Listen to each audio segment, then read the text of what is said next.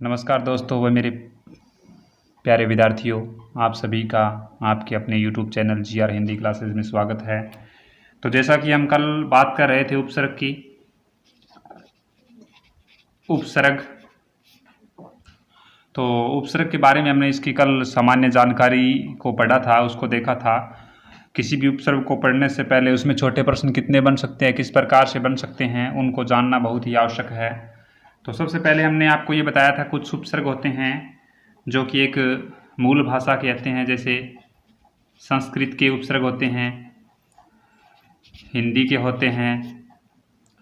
तो आज हम मूल रूप से संस्कृत और हिंदी के उपसर्गों पे कुछ महत्वपूर्ण जो बन सकते हैं उनकी चर्चा करेंगे, और विदेशी भी बताए थे, तो विदेशी उपसर्ग भी बताए थे कल।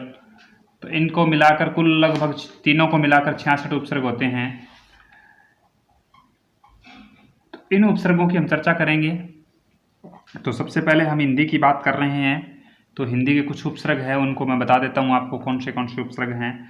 जैसे हिंदी का उपसर्ग होता है, एक की बात करें, एक आता है अन, दो आता है, एक होता है अधः, तीन की बात करें, एक होता है उ, 3, 4, 5, 6, 7, 8, 9, 10, 11, 12, 13, 14, 15, 16, 17, 18, 19 और 20।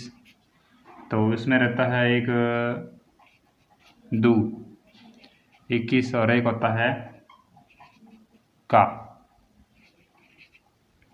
ये जो हिंदी के उपसर्ग हैं, किसके हैं? हिंदी के उपसर्ग। तो इसी प्रकार से हम मूल भाषा के जो उपसर्ग है उनको एक बार देख लेते हैं। संस्कृत के शब्द आते हैं, जैसे आता है इसके अंदर अधि, अप शब्द हैं, गिन लीजिए आप, 1 2 3 4 5 6 7 8 9 10 11 12 13 14 15 16 17 18 19 20 21, और एक रह गया इसके अंदर वी उपसर्ग, हो गए 22। तो ये कुल 22 है मूल भाषा के। और हम इसके साथ साथ अगर विदेशी भाषा की चर्चा करें तो विदेशी भाषा के भी कुछ उपसर्ग बता देता हूँ आपको मैं। इसमें विदेशी के देख लीजिए आप, जैसे को, बे देशी उपसर्ग, 1 2 3 4 5 6 7 8 9 10 11 12 13 14 15 16 17 18 19 20 21 22। तो ये कुल कितने हो गए? 22 हो गए। तो अब आगे हम इसकी उदाहरणों की चर्चा करते हैं, आप इसका स्क्रीनशॉट ले लीजिए। तो उसके बाद हम करते हैं इसकी उदाहरणों की चर्चा, किस प्रकार से इनसे प्रश्न पूछे जाते हैं, किताबों मिल जाते हैं लिखे हुए, लेकिन अक्सर पूछा क्या जाता है इसके अंदर कि सबसे बड़ी बात इसके अंदर याद रखने वाली ये है, देखिए आप, जैसे इसके अंदर संस्कृत के अंदर दिया हुआ है सम उपसर्ग, सम उपसर्ग है, तो यहाँ हिंदी में भी आपको मिलेगा सम। इसमें दोनों में क्या फ़र्क है? इन दोनों में फ़र्क है कि इस मै के नीचे हलंत लगा हुआ है, इस चीज़ का थोड़ा आप ध्यान रखें। और इसमें आ उपसर्ग है, आ का भी इसमें प्रयोग है, उत है और उद है, और तय का ही दय होता है, इसमें दोनों को कई बार अलग अलग गिन लिया जाता है।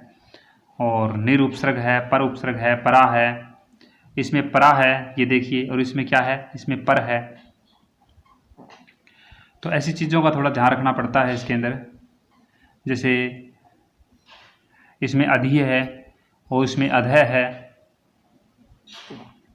इसमें अन है, इसमें अनु है, तो इन शब्दों का आप, इसमें उन है, इसमें उप है, ये यहाँ पे अप है, इस चीज़ का थोड़ा ध्यान रखिए। अप है, उप बाद में है। तो इसमें सवाल कैसे बनते हैं, आज हम इन सवालों की चर्चा करते हैं, प्रश्नों की चर्चा करते हैं। कैसे? जिस प्रकार से देखिए आप, एक उपसर्ग आता है हमारे सामने कि जैसे अनुरूप शब्द आया है, उपसर्ग छांटिए, तो आप सभी को पता है इसमें कौन सा उपसर्ग है? अनु प्लस में रूप, क्या हुआ है? संयोग हुआ है, उपसर्ग के साथ क्या हुआ है? संयोग हुआ है।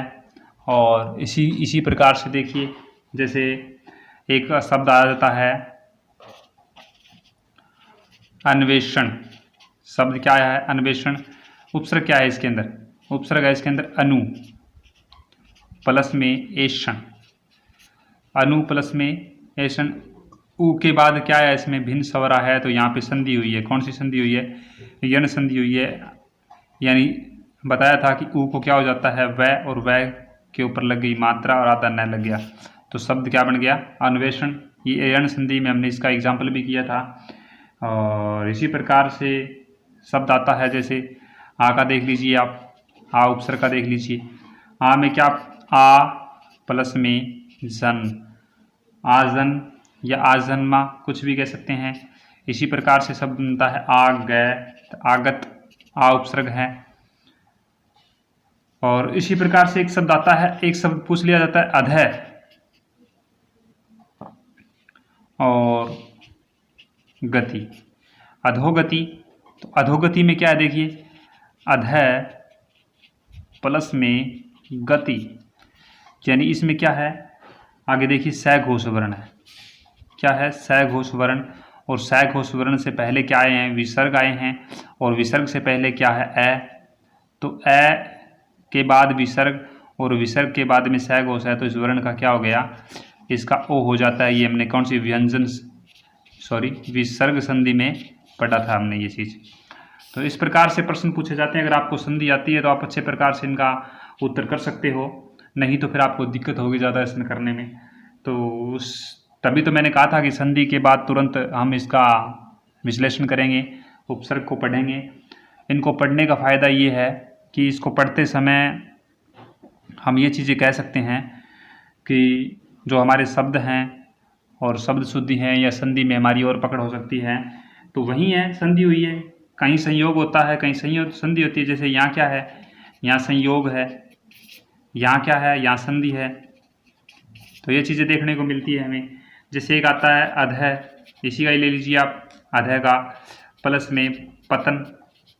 तो इसको जोड़ेंगे तो इसमें क्या है? पै आया। इसमें नियम क्या था?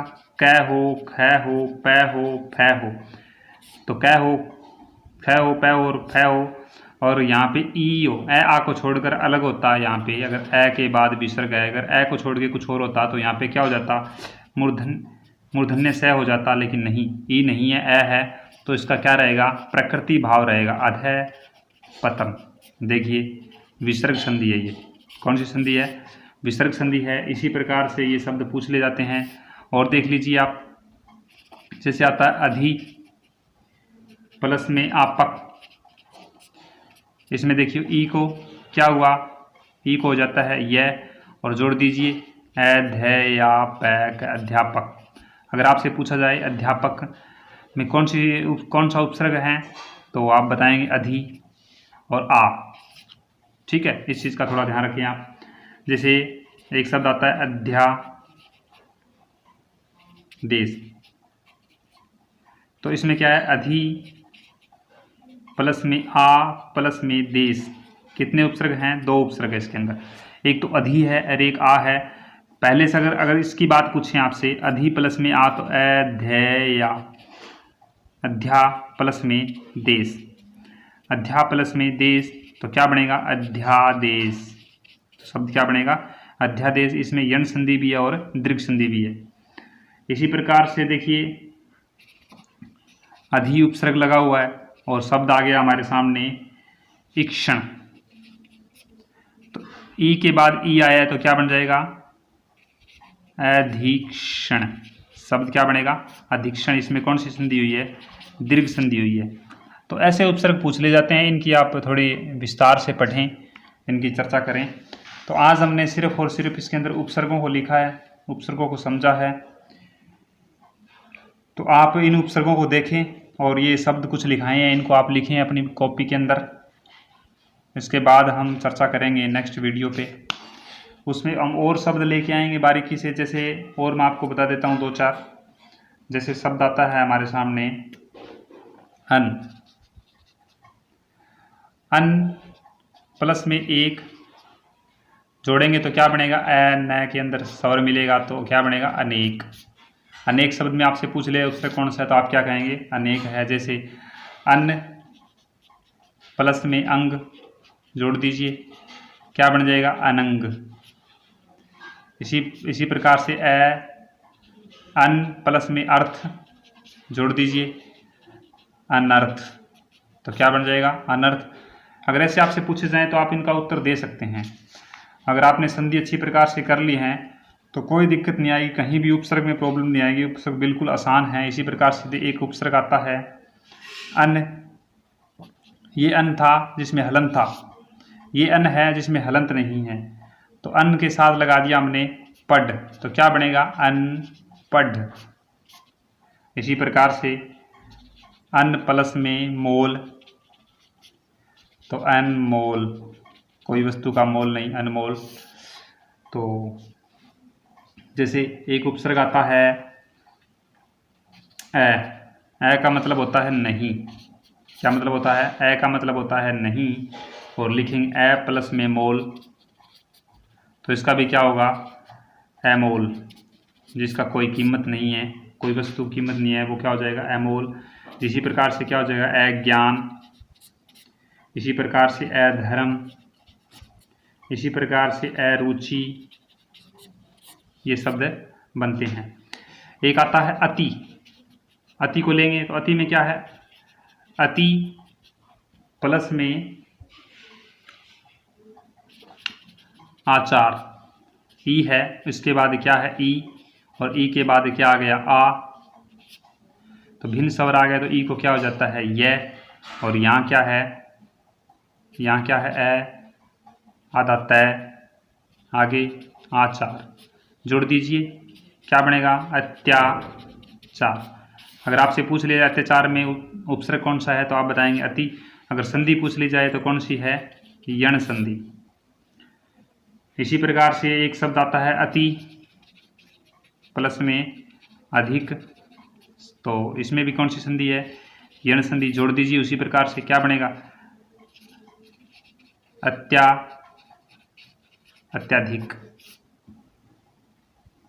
और इसी प्रकार से अति प्लस में क्रमण, तो क्या बनेगा, अति कर्मण।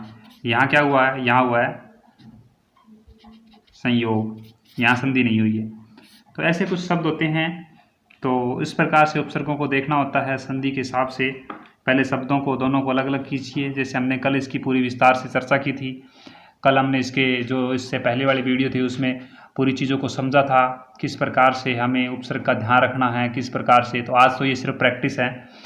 तो मैं कुछ आपको शब्द देता हूँ, आप उनमें उपसर्ग बताइए। जैसे अत्यल्प